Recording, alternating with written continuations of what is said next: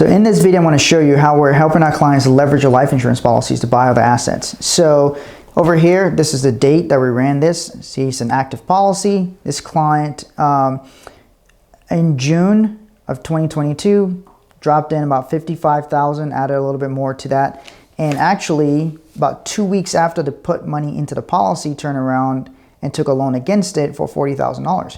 So the client's using this money to go and buy real estate and do other things with it. He's got some partners where they're using life insurance policies for real estate. All right, so here's another one here, same date. It's also an active policy. Client put in March, a little over $21,000, added more to that as well. And then in May, took out an $18,500 loan against the policy. So the client doesn't have a repayment schedule. It means they control how are they going to pay this loan back.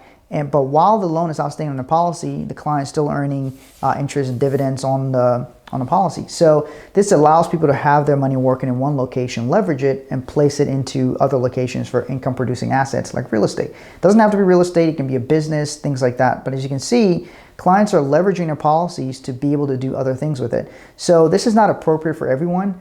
But if you're somebody who has some capital that you want to put aside, we use these policies, like our own bank, so we store money in there and leverage it for income producing assets.